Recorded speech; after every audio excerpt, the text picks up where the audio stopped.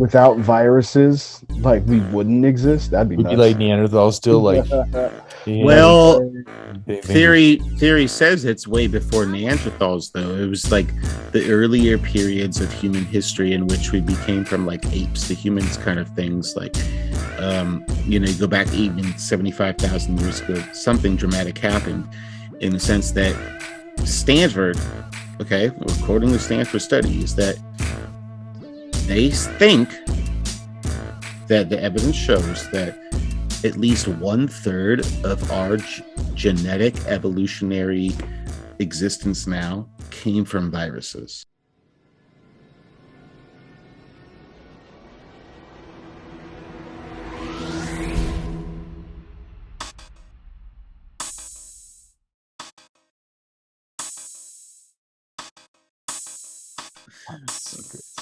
I like viruses.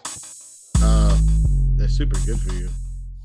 Dude, that fucking ice worm dude in that show, it just trips me out. That looks like some like, remember the weird ink shit from X-Files with like getting people's brains, dude? That's what that reminded me of. Now, I watched X-Files religiously when I was younger, but I mean it kind of like shows an image in my mind, but I couldn't point a finger to the episode. Movie, right? Like went up their nose or something like that. They're in like Antarctica in one episode and they kill each other. And it's because the fucking shit got in their brain. Huh? What if it's based on that? Well, I think that probably like they got the idea because that weird black worm, dude, because that was some weird looking shit. But the whole thing was crazy. I thought about that when it was talking about how much like biology was in this. So Coffee, they walk in this glacier and he's like, you see those black dots on the ceiling, this beautiful blue cave that's like underneath the glacier. It's an ice cave. Right. And like in he Canada. Looks up, yeah, exactly, like near Whistler. And he looks up and there's like this rock that like has basically just been eaten by basically the glaciers, like just kind of like engulfed it and then just destroyed it just because of it just over time I crushed it, right? So it's like these little bitty pieces of rock. Well, there's fucking it like melts a little bit and then freezes again, I guess what they're saying. And then so like there's these pockets with air in them and water and bacteria living in it, and they kind of create their own atmosphere. So it's like almost like its own microscopic universe in every one of these bubbles. Ooh, like a little. And there's all these black dots all over the glacier. It's inside of that small pocket from like the rock, like the microbes that were inside that rock or part of that rock. Basically, once it like that little pocket opened up, it's basically a little like universe. It's a little mini It's crazy. us, right? But I guess that's a prelude to the sense that why are we talking about that in the first place? Is that sure? Sorry, I know I kind of skipped the very ending, but no, it's a big part of the conversation. But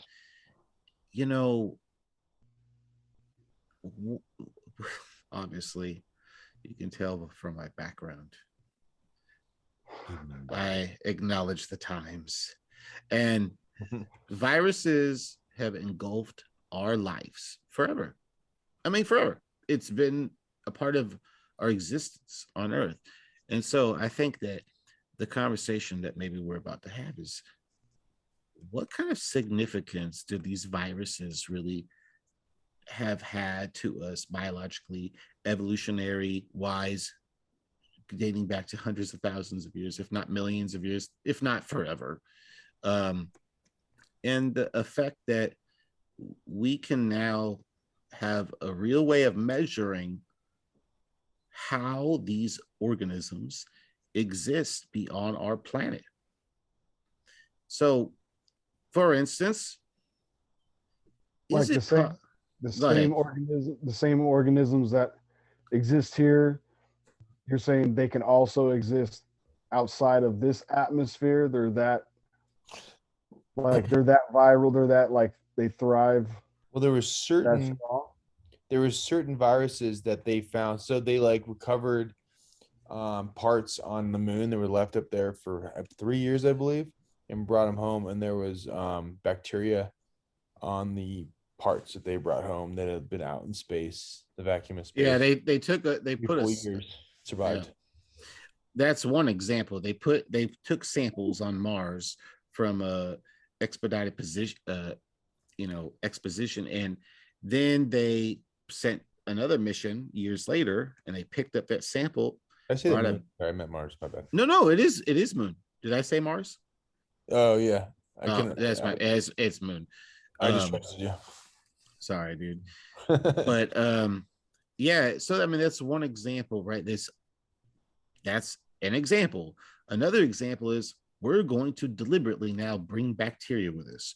We're going to bring a virus with us into outer space. We're going to go chill on the space station. We're going to subject the virus or the bacteria to high amounts of radiation in space radiation, high amounts of heat radiation, high amounts of, all of a sudden it's super hot, now super cold. And sure enough, motherfuckers, they just live. Yeah, clearly no oxygen. Like, yeah.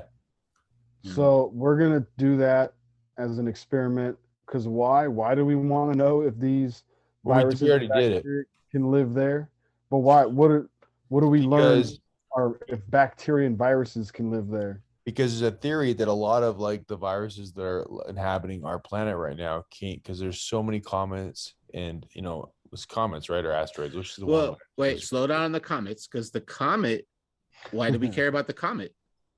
Because the comet's very cold, made of ice, and the whole argument you were talking about earlier is that can these things exist in space for people?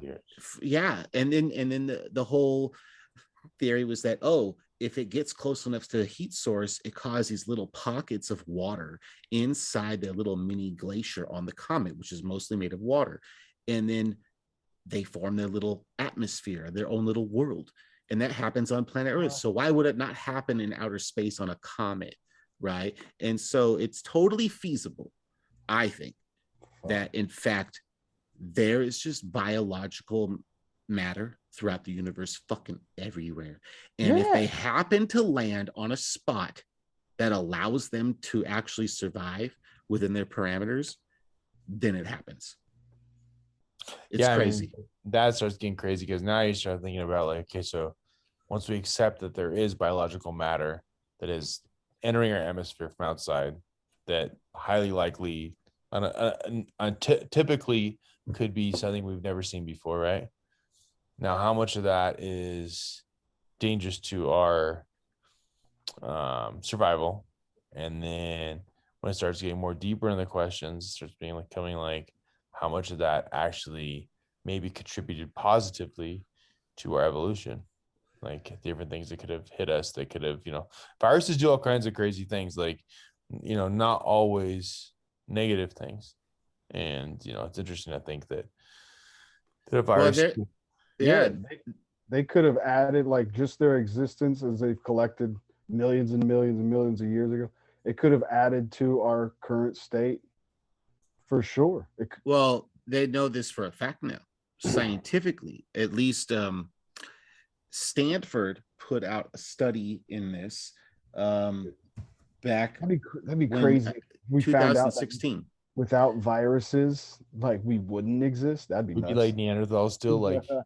Well, theory says it's way before Neanderthals, though. It was like the earlier periods of human history in which we became from like apes to humans kind of things. Like, you go back even 75,000 years ago, something dramatic happened in the sense that Stanford, according to Stanford study, is that they think that the evidence shows that at least 1/3 of our genetic evolutionary existence now came from viruses, at least 1/3, and adaptation from natural selection is the rest. So to me, that brings up the idea of chicken and the egg, right? Could it be that you got a virus? It went through the human population. A lot of fools died in some, whatever virus it was. And those who were left with a genetic change that made them different in their environment than they were before that virus happened. And is adaptation like that because of the virus, or is it just a separate thing? Kind of crazy. I think shit evolved like even amoeba, single cell organisms definitely have evolved from being exposed to fucking viruses, parasites, all that shit. It had to have changed the it had to have changed the surface of the earth, man. It had to. Everything that was on it had to have been affected. It affects what it eats, it affects its exterior, its evolution, morphine, all that shit, man. That's my theory. Hey, what you see behind me right here, Coffee, is this thing called water bear is the nickname for him. But what's the scientific name of this microbe? Some guy, it's Swami. Tardigrades, I think is what it's called. Tardigrades. Tardigrades. These microbes, they put them in space and they exposed them, and then they were able to survive to some extent, not all, but some of them. And then we were discussing earlier about how some guy was saying that they have planned on shooting these things way out into space, which is crazy because we're just talking about it's basically us doing the same the same thing that I'll let you take it away. I'm kind of stealing your thought, to be honest. Continue, some guy. Me? Oh, well, I mean, Yeah. you're talking about kind of the concept of what's called panspermia, right? Is that Panspermia? Yeah, I love that. I love that word, bro. That's all say it together. Panspermia. Yeah. Search that on the hub. You'll find something. That's right, yeah. Yeah. Be careful out there. I mean, yeah, but just shooting viruses to other planets is like, yeah. Well, not just like that's different. That's direct panspermia. They're different things. Panspermia and direct panspermia are different theories. But basically, panspermia is the idea that Earth existed as a planet and it was doing its thing through the whole, Big Bang and whatever happened after that through many billions of years. And when it was forming through many random kind of collisions and whatnot, this other biological material somehow got into it when they had a lot of water, and then that permeated the water and created life.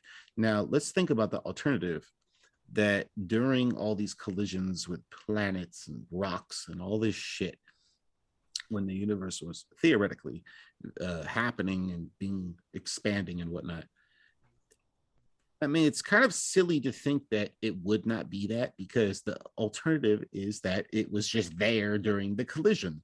Either way, it happens through a collision, either through the original collision with Earth and those biological organisms were there, or is it that Earth was just chilling, there was nothing really going on but volcanic activity and things like that, and then a comet filled with some microscopic biological material happened to crash into it? Or was it deliberately sent in that direction, right? That's the difference between direct and just panspermia, is that random versus purposeful. How could it be deliberate? Well, like if there was some other intelligent beings, like Mr. Yup here was just saying, is that what we're trying to do right now is send those same water bears that you see behind him, to say something. Yep, there you go. We're doing that right now. We want to send those fools on lasers out into the fucking depths of the universe and just see what the fuck happens. Or maybe we'll direct it at this exoplanet or that exoplanet. Who's to say someone didn't do that shit to our exoplanet? Oh, right? I thought you meant deliberate. Okay, so I've always been under the impression that Earth was created from either two planets colliding and fusing together. You guys know that theory, right? Yeah, and there's also a theory with moon colliding with it and shit like that. Because one was fire, one was something else. A lot of hydrogen clashed. It was, and the planet was covered in volcanic eruption, lava all over the place, created millions of years of like just smoke, cloud, and then finally rainfall. We got the oceans. So I'm under that impression. I thought you were talking about that being deliberate. The fusing. scientifically, at least Stanford put out a study in this back That'd be when crazy. We found out that 2016. without viruses, like we wouldn't exist. That'd be Would be nuts. like Neanderthal still like Well, they theory says it's way before Neanderthals, though. It was like the earlier periods of human history in which we became from like apes to humans kind of things. Like, you go back even 75,000 years ago, something dramatic happened in the sense that Stanford, okay, according to Stanford study, is that they think that the evidence shows that at least 1/3 of our genetic evolutionary existence now came from viruses. At least 1/3. And adaptation from natural selection is the rest. So to me, that brings up the idea of chicken and the egg, right? Could it be that you got a virus? It went through the human population. A lot of fools died in some whatever virus it was. And those who were left with a genetic change that made them different in their environment than they were before that virus happened. And is adaptation like that because of the virus, or is it just a separate thing? Kind of crazy. I think shit evolved like even amoeba, single cell organisms definitely have evolved from being exposed to fucking viruses, parasites, all that shit. It had to have changed the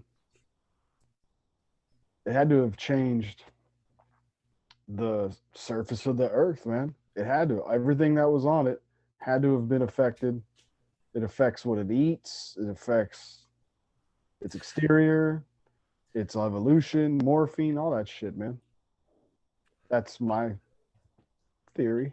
hey, what you see behind me right here, Coffee, is this thing called water bear is the nickname for him. But what's the scientific name of this microbe? Some guy, it's Swami tardigrades, I think is what it's called. Tardigrades. So, these microbes, they put them in space and they exposed them, and then they were able to survive to some extent, not all, but some of them. And then we were discussing earlier about how some guy was saying that they have planned on shooting these things way out into space, which is crazy because we're just talking about it's basically us doing the same the same thing that I'll let you take it away. I'm kind of stealing your thought, to be honest. Continue, some guy. Me? Oh, well, I mean, yeah. You're talking about kind of the concept of what's called panspermia, right? Is that panspermia? Yeah, I love that. I love that word, bro. Let's all say it together. Panspermia. Yeah. Search that on the hub. You'll find something. Yeah. Be careful out there. Yeah, I'm about to say you never know, man. But that's not what we're talking about. Yeah, that's what I thought you meant. Okay, you mean the deliberate. Well, it's kind of both, right? Because if you're not on the side of microorganisms like viruses being sent. Yeah, if you're not on the side of panspermia, then you're on the side of when whatever the fuck happened, like you're describing, shit collided, boom, Earth was formed, all that history of our solar system, then that's when it happened. Now, I guess there's another side, because could it be that there never was anything and then random molecules just formed to create under certain temperature conditions and whatnot a bioorganism?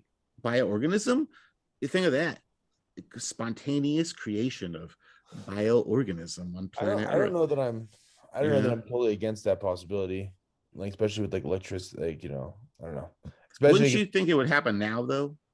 Well, like considering the fact that there had to be a beginning at some points, that somewhere there had to be that random concoction that created, a microbe, maybe whatever that thing is that makes a thing, like a virus or a bacteria or whatever the fuck. It's really a strange concept, isn't it? Really, super weird. Yeah. Dude, my brain's fucking fried, dude. The amount of science that goes into anything that exists all existence too much science, bro. It's so crazy. Yeah, it's pretty fun though. And they want to give the credit to fucking it's like my kids believing in Santa Claus. Sometimes I want to slap them. But you tell them Santa's bringing the presents tomorrow, bro. I know. Do they do you like do you like it's interesting to think of like if they were able to like put it like send a rock, if you know, or like an asteroid, whatever, and put it, utilizing math or however on the exact trajectory towards Earth. Right. They're like, and knowing there's some shooting almost like microorganism that will survive that trip. yeah, Right. or now manufacture the whole thing like Hitchhiker's Guide, just perfectly manufacture it like a planet and then Yeah. shoot that thing at just us. inject it. Yeah. I want Never to saw that. I want to bring up Good one. right now there's an actual study that's done, and it's in 2007, and it's an international team of scientists. I don't know all the different countries, but definitely international. And they went to some nice mountain range in Spain to collect data on The Sierra Nevada mountains in Spain. Sierra Nevada mountains in Spain. That's what it was. One possibility is Sierra Nevada in Travailes. Do you want that one? Yes. Can you hear that? Yes. I seriously despise these fucking spies, man. Sierra Nevada mountains in Spain. Yeah. Anyways, there's an actual study from those scientists, and what they said was that they wanted to figure out how many different kind of little microbe things are on the surface at one given time on Earth, right? Whether it be virus or bacteria or whatever fuck, little shit things like that. And they figured out one way or another that per square meter on planet Earth per day, there's over 800 million individual viruses per square meter. Yeah. So you're talking about trillions and trillions. I mean, just like unbelievable amount. And so then some of the skeptics are like, okay, that is just viruses and shit that's like been stirred up from winds and brought up into the atmosphere and then rained back down on Earth. Even then they survived the trip, right? But if that was the case, is that 100%? How could it be? It just makes no sense that could be 100%. They're out there in the middle of the fucking mountains and measuring this shit, and there's just hundreds of millions of viruses on everywhere you walk. You know what I'm saying? It's fucking crazy. Yeah. I mean, I don't know.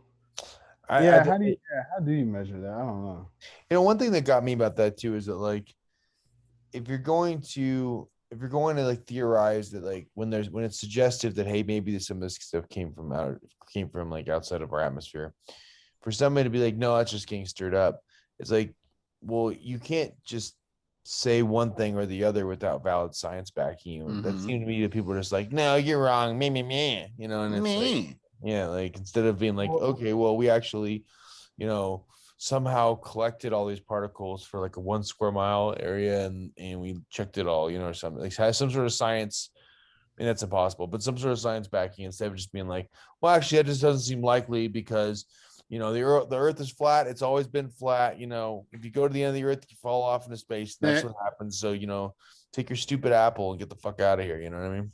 And there was at least one scientist who was a pronounced astrobiologist, as that field is presumed, and he said this is one of the worst examples in science in which people deliberately just were dishonest about the data they found, and they tried to just say how they just dismissed it immediately, right? And so why is it that if that's a real thing, and someone have to come up with a really good argument to me why 100% of those things that they found were from Earth, and none of it was coming from falling from space, when we have now shown that these things can live in the conditions of space, and to just dismiss it that nothing is from space. It's typical, right? I mean, space rocks and debris, shit's been hitting the fucking Earth nonstop forever and ever, yeah, there could be all kinds of shit attached to those things. Absolutely. Yeah, landing on our fields, spreading. That's probably how we get most of this shit. But Yeah, it's funny, like when Sorry. how many times have you heard, like, if my calculations are correct, based on these numbers, it's fair to say that, dude, science does lead to kind of grand estimates because you based on this data, it's fair to say that there is or could be, and then they give you some, it's based on a scientific estimate, but a lot of times we get numbers off shit that's based on science, based on numbers estimated. Do you get what I'm trying to say? I could talk all Not day about direct. estimations. I'm an expert at estimations. It's one of my main things is that, look, when you do a measurement, it's going to be wrong, pretty much, unless you're super lucky, and that's the same unluckiness as getting struck by lightning. And so you might get lucky. See me with a mortar saw. Well, I guess the thing is, like, Wah, wah, wah. the theory behind the science is what guides the science, right? I mean, you can't just like like, I guess you could, like, let's just go over here and like punch the fence 100 times in a row and see what happens, right? Like, I have a theory now. That's definitely a good way to do it. But theoretically speaking, like, there's a whole bunch of fools on Earth right now. They're just their job is to theoretically come up with new ideas that make sense within the theory, right? And so if the theory goes consistent with the experimentation, then it becomes a thing where, like, well, shit, something's going on here, right? So with these viruses and shit, we have the theory, we have lots and lots of knowledge, which makes me think of this. Sorry, it's totally, you chop this up or whatever the fuck. I said this in the fucking text chat a while back. I seen shit where, okay, Boston, 1918, I think it was maybe May. Fucking couple sailors come up, hella sick. They don't know what the fuck's going on. These fools are fucked up. Got blotches over their body. They're all fucked up. Got bleeding from their nose and shit. Next day, 6, 8 more sailors fucked up. All of a sudden, guess what happened? It's the Spanish flu, as they say. 20 million dead. Yep. But at the same day, within a 24-hour period in India, so we're talking Boston, Massachusetts, and in India, you have an outbreak that starts as well. Those are the two outbreaks that they reference in terms of like identification of where. Yeah. And so how is it that at that time, when really the only means of getting to one place or another was sailing, really, where there wasn't planes and shit, how does that happen? Where was the origination from Spanish? Like, what did they should like? Where did they get? Where did patient zero get Spanish flu from? Do they know? It wasn't Spain. Spain. Oh, damn it. They name it Spanish. We know it was Spanish. They did. I don't remember, but there's a lot of that no one really knows, I think. I mean, like before, like human, like who after you get say patient zero was like, you know, Pablo and like, you know, in the med, you know, then like where'd he get it from? Bat? And that's well, that's the kind of interesting thing, right? Is that how is it that viruses are so interesting? Like, sometimes I feel like, dude, if I could do it all over again, that would be a super interesting thing to be like an expert in, right? Your whole life studying is so bizarre. And why is it that, like, okay, the bird gets the virus, and then randomly the guys, they're always fucking with the birds. They make 100 birds, they all lay eggs, and then that guy eventually gets the virus. Where'd the bird even get the virus from to begin with? That bird ain't been to fucking 200 miles away with the other birds, you know, kind of thing. They got the birds there and they chilling. I mean, it's just, how is it that these viruses spread like this? And how is it they come into existence? Whether it's from a bat to a human or a bird to a human or a pig, or we give the virus to the antelope, I don't fucking know, but it's crazy. pretty crazy. It's super crazy, dude. Fucking, I just did a quick glance around it. Didn't know we were gonna talk about this, but it says scientists are unsure. From when my first popped up thing on here, they're unsure of where they don't know for sure where it originated. What, Spanish flu? Yeah, or how it originated. Yeah. Yep. Well, I mean, it makes. And there's only two ways we get this shit. Either somebody fucked something or somebody ate something. Or from the space. There you go. That's the thing. That's where it starts really getting interesting. That's, I think, why we brought this up. But why you Well, brought yeah, this from up. space, then they but what does that mean? From space and then It's a thing. It's a thing like us, but not like us. Yeah, because like it's interesting. But it got on it got on our skin. We consumed it by accident. Like, yeah, you just like chilling, and then it's just rains down, and you don't like rain almost, right? And I mean, I don't know. I mean, it seems really weird that they have all the modern science on these things, and leading NASA scientists in particular, one guy that I was watching was like, he's a retired NASA scientist. His expertise is in fossils of microorganisms from other places in the universe. And he is a firm believer in this. And I don't know, man. It seems a little weird that even if they weren't from space, they definitely shaped who we are today. We're like viruses, dude. We're like a virus to the earth. For sure. Yes, Mr. Anderson. We're definitely a virus to the earth, but we're also hosts, transmitters, we fucking conductors. We give off all kinds of shit. It's like symbiotic relationship in some ways. Yeah. Even with the virus could be symbiotic relationship with us, because if they help us become better, and then they just get to continue to be like, yeah, I want to go in your buddy, hella bad, love that shit. Dude, that's really what they want to do.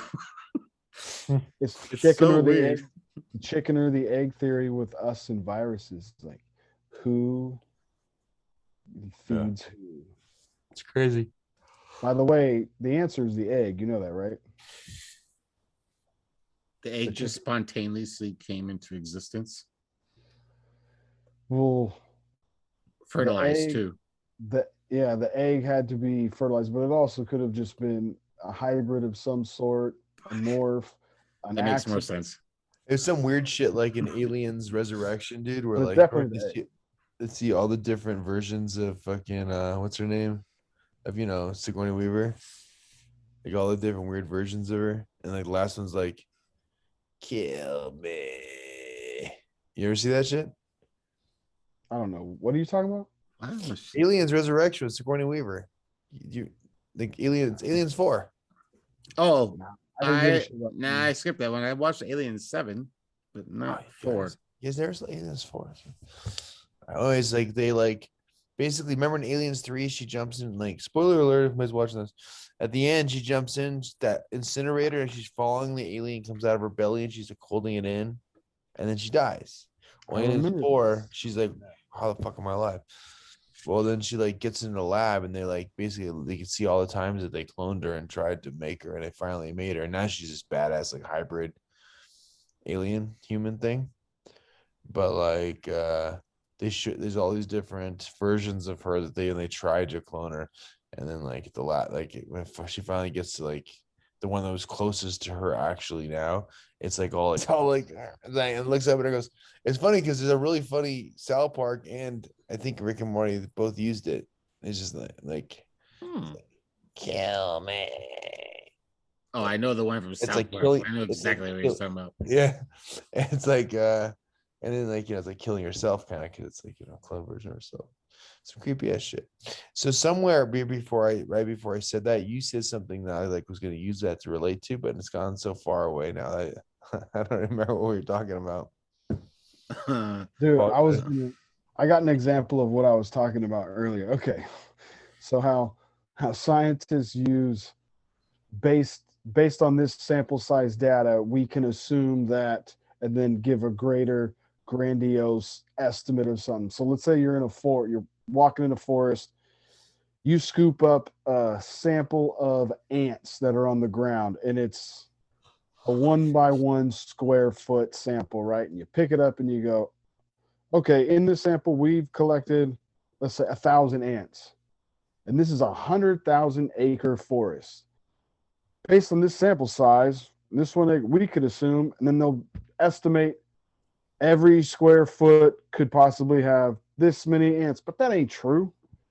Well, that would be a bad claim because your sample size is so tiny compared relatively to the rest of the place that you're accusing. Right? I mean, there's good sampling. 100 acres. You get what I'm saying? They'll take a sample and they go, oh, okay, based on this, if we just multiply it by however big,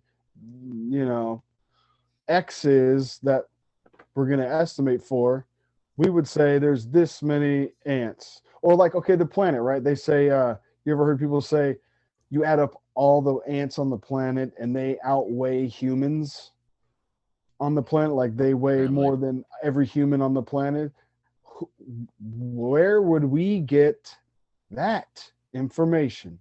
How would we fucking know that? Because they're going to take a sample on something and then multiply it. And here we could estimate that there's got to be this many ants. Each one weighs this one. Oh, well, we're going to say it's kind of a grandiose fucking claim that all the ants on the planet weigh more than every human on the planet. I'm not saying I don't believe it, but why should I believe it? How the fuck do we know that? I would say that if one person is taking one of those sample and trying to extrapolate information from that, they're very, very do not ever trust them ever. That person. I don't trust people that say extrapolate, man. What does that mean?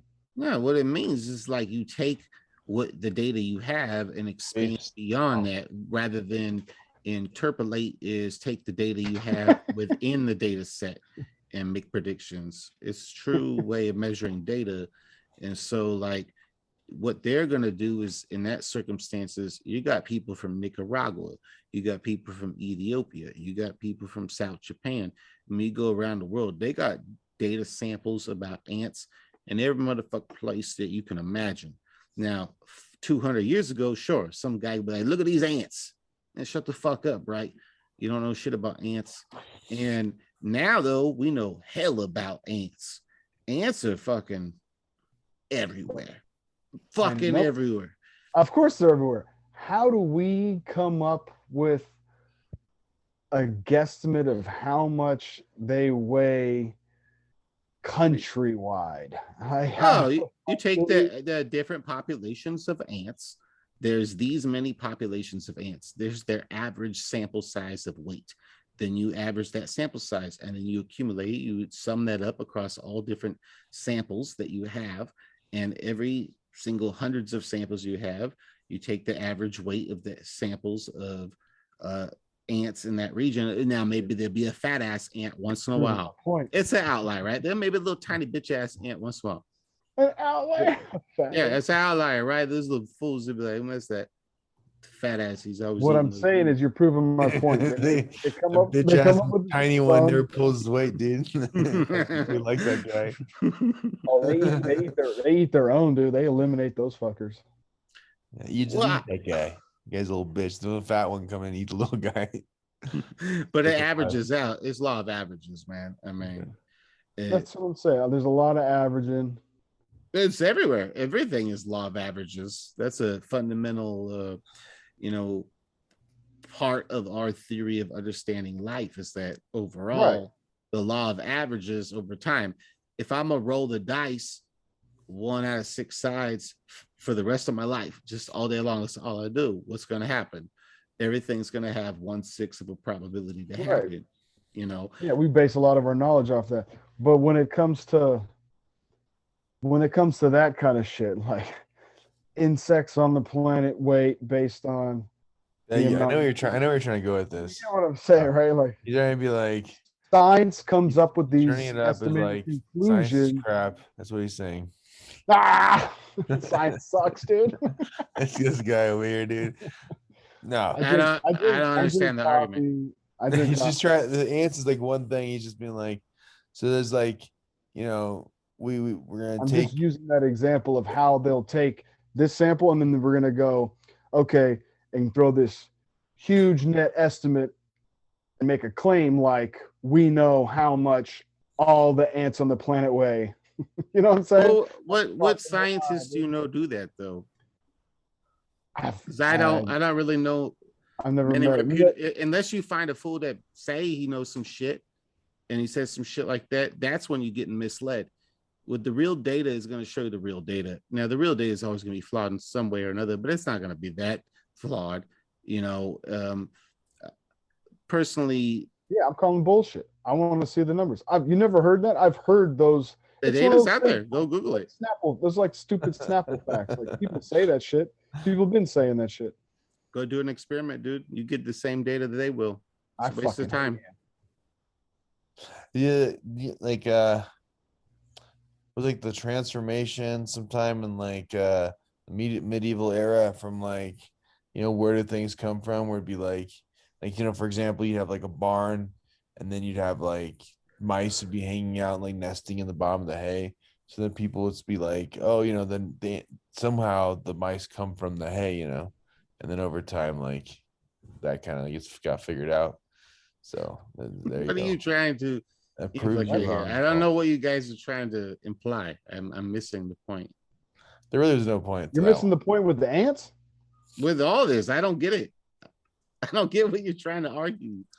Oh man! All right, fucking skip it. Let's go. He's saying science generalizes. It generalizes without like legitimate objective information. Like, so if like there's no way for you to know if it's 1,000 ants or 700 ants in this square meter, but they're going to generalize it. Well, normally it's 700. So that's your misunderstanding about science. Don't drag me into it. I'm not shitting on science here, fella. I'm saying these things happen. With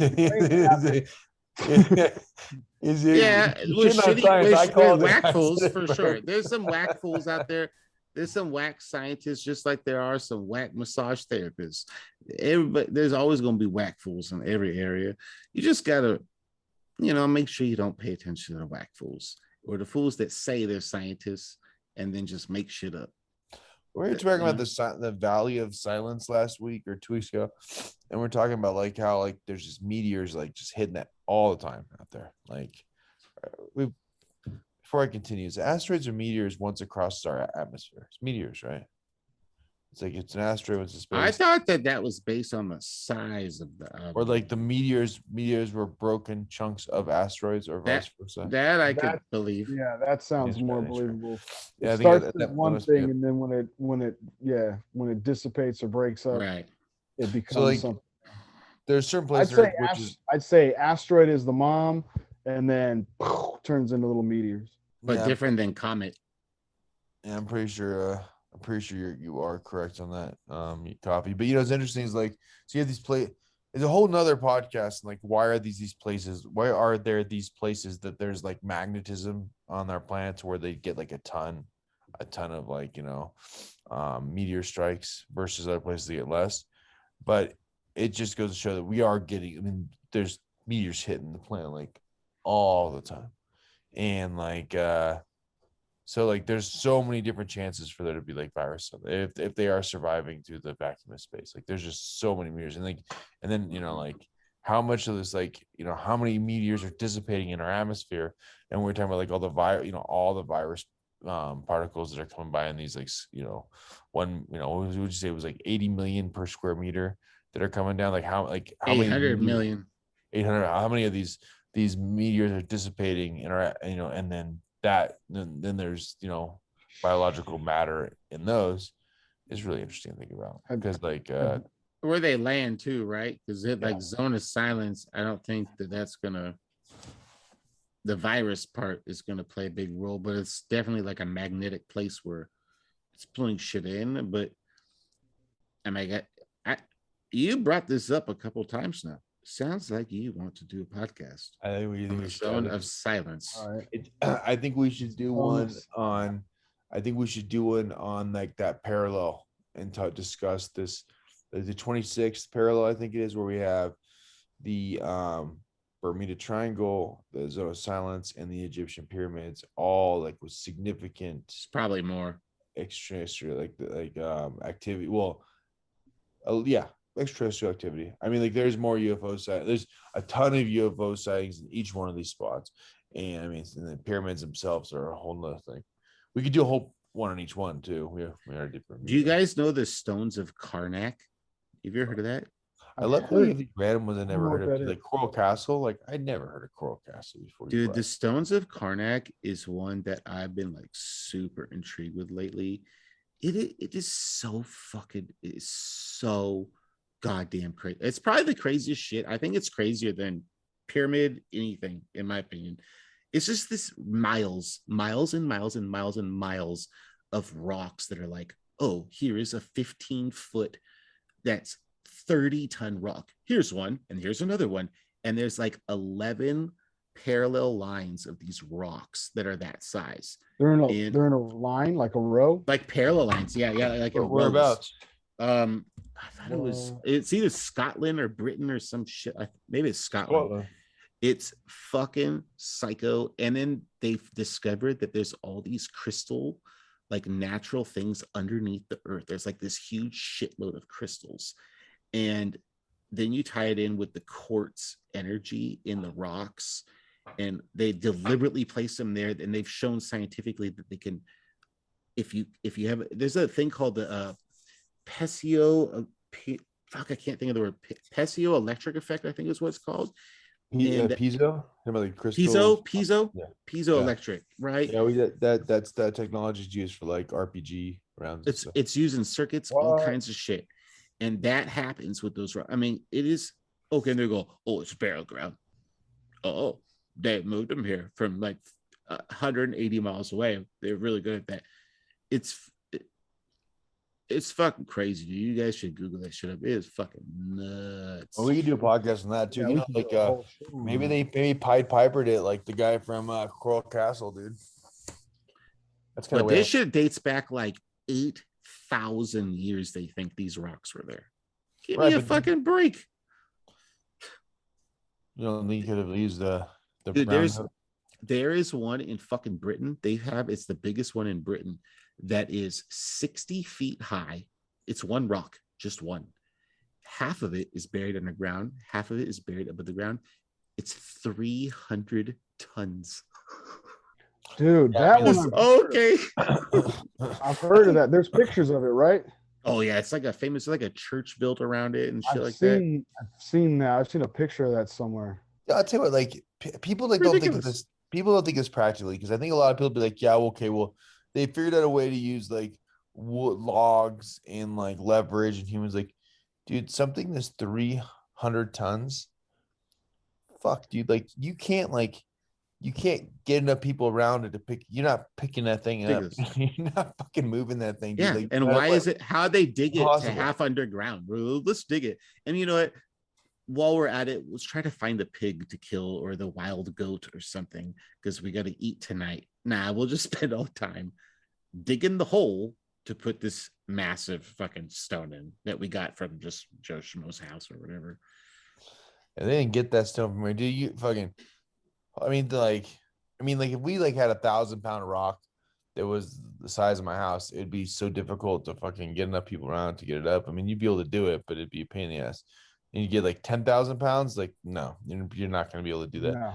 And then now you're like, because not one dude's can carry 500 pounds. So how many dudes you can get around it? And then now you go like, well, fucking 600, 300 tons. Holy million! Shut up. That would have to come from like the fucking bottom of the ocean too. How are you going to extract it? Yeah, I mean, yeah, maybe. And brown noise. They did it for religious purposes. I'm joking about the brown noise thing, but you remember what did he say? What did he say? What was his tone? He used that tone. The Coral Castle guy. He used the tones. Tone low. Oh, the guy who built the Coral Castle. Yeah, that's what I'm talking about. Fuck, I That's can't remember. because remember he said he utilized the ancient You're right. methods for moving stones. So I was saying, well, that now we're talking about an ancient time. Is there a way that you could move stones like by making them massless? I think it's totally feasible thing to do. But what, even if the ancient people like figured it out like thousands and thousands of years ago, maybe tens of thousands, who knows? When that, how did they figure that out? But they couldn't figure out other shit. Is it just pure chance, or is there some knowledge that somehow they got to that we don't know how to get to? Because you would think where we're at scientifically, we're understanding quantum physics and blah blah blah, we'd be able to figure that shit out.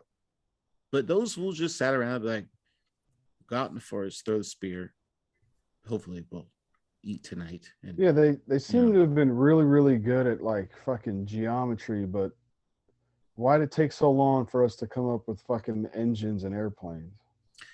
yeah, I know what you mean. Like they, not just the They were geometry, good. They were good at like leverage and angles, but there was no like mechanical engine. who really knows what they did? Because if there's evidence of, some fools be like, oh, they use chains and shit to pull these things up on levers. Give me the evidence for that shit. I don't see Yeah, that evidence. Reproduce it. Yeah, Yeah, and they have figure out a way exactly. with, We don't yeah. even, we can't even reproduce it now. Yeah, figure out a way to move a 300-ton rock, okay, with chains. In one piece, Have fun. uphill in the snow both ways. And all you have is Don't be a humans bitch. and a chain. Yeah, and use chain. That's like MacGyver did. Be like, hey, there's a chain, stick, piece of gum. Just got a match. Go move that. Go move that fucking 300-ton rock. Yeah, you have 2 days. Yeah, dude, we should do a whole show about fucking super rocks. Rock. There's rock. Those rocks that creep across the desert. What's that desert? Is it in Utah or is it California? Desert where the rocks like slowly move across desert, dude. Oh, I know that one. I thought it was California. No, I think it is. I think you're right. Yeah, I think you're right. yeah, that shit is bizarro land, dude. There's it's like these giant rocks just float across dirt randomly. They're just like 50, 100 feet, just like la la la la. Rocks just move. Yeah, there's like big ass rocks. different theories about Move, it. like, exactly by themselves. They just go to the and you could see it like with you see the could see it. path. yeah, they just like they're walking, but it's just moving, like gliding across the ground. Yeah. Just real thing, dude. It's in Death Valley. Yeah, I thought it was Cali. It's one of the world's strangest phenomena. Rocks that move along the desert ground with no gravitational cause. Yep. Known as the sailing stones. That's what they're called. Sailing The stones. rocks vary in size. So you look up the sailing stones, and you go to images, and you see these pictures. They'll show you the rocks, and then they show the path. It's crazy. Yeah, they're just moving along, which makes me think they're alive. Which reminds me of Never-Ending Story. I heard one person once say that it's God playing chess or something like that. Something along those lines. Sailing stones. Do you remember that from Never-Ending Story? He's like that big Yeah. puppet Pluto. He's like, rocks, Pluto, friends. No, I don't remember. With watched the my rock daughter, guys, like- the rock people. I just watched that with my daughter just recently. Or Fraggle Rock. Oh, I God. remember. Hell yeah. Yeah.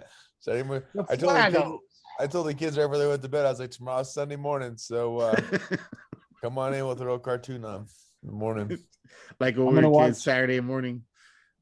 After this, after we're done, I'm gonna watch this video. It says Mystery of Death Valley's Moving Stones Solved. Oh, I have seen a thing where they think that it could be that the desert is so dry that because the desert also gets very cold, that certain condensation can happen between the rock and the dry ass hard dirt, that it provides like this kind of little slick temporary like thing where if a wind comes, all it needs is whoosh. What if that's the shit they used back in the day? It still don't explain how you move that shit hella high, but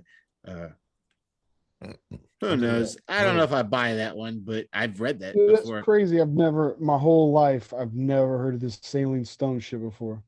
Sailing stones, That's dude. crazy. I'm looking up rock. They say it's solved. I want to see what this theory is. Sailing stone solved. It's gonna be the thing, like I told you. It's gonna be Sliding on the. yeah, because there's no other way. Otherwise, perpetual motion is true, right? And that's a thing and a theory that every scientist knew would say, no, absolutely not. There's no such thing as perpetual motion. Just all it needs is a 700-pound rocks. What? Just move across the desert floor, leaving trails behind it. That's the crazy part. You could see the drag trail too. Yeah, it happens for sure. Kind of bullshit standing stone stuff that we always talk about. Like, that's a weird fucking thing that we never talked about before, for sure. Yeah, there's so many things like that, dude. I mean, Kroll Castle, I'd never even heard of, so we started discussing it. And then there's a lot of I remember the mystery spot, near us. I never visited it. I heard about it. Everybody had that sticker. I went there once when I was much Why younger. did we get the sticker, dude? For it. They fiend for that sticker. Like, I represent. I went there. I saw that Dude, weird shit. people, yeah, they Saw a mystery spot. Saw yeah, that. it's like they got their black belt or something. They put it in the car, it's like, whoa. So they never left the Bay Area their whole lives. They're 90 years old, but they saw Winchester Mystery House and the mystery spot. It's like if you go there, they're like, it's like a cult, dude. They're like, here, take this sticker. That's another funny thing. I've lived in this area my whole life. Never been to the Winchester House, and one time we attempted to go to the mystery spot and we got there and it was closed. I've never been either as Fuck well. this place.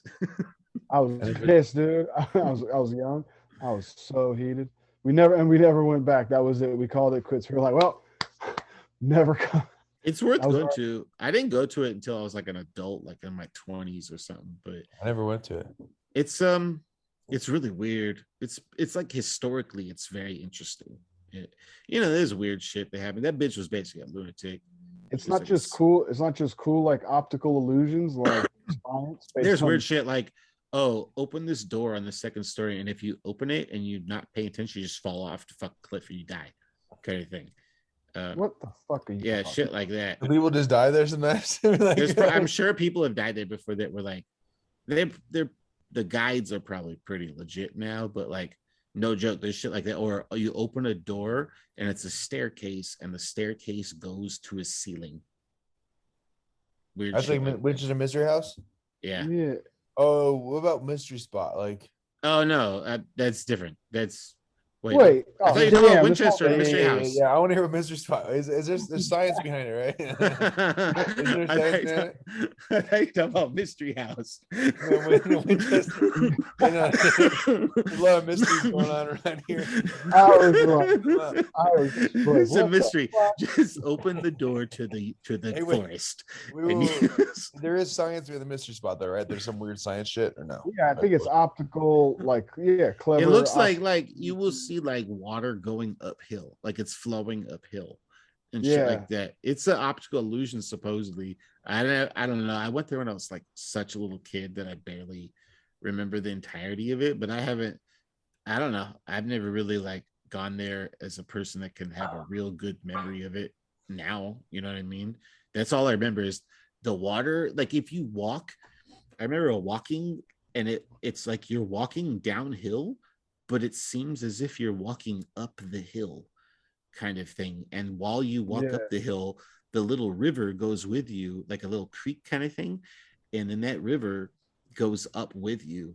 But then eventually it just like levels out. And then, but the whole time it was just the same level. It's hard to explain. Dude, I bet you. Is there any kind of real scientifically anomaly shit going on there, or is it just all optical illusion? I honestly don't know. I've never really dug my teeth into that shit. It could have to do with a weird geographic location type thing.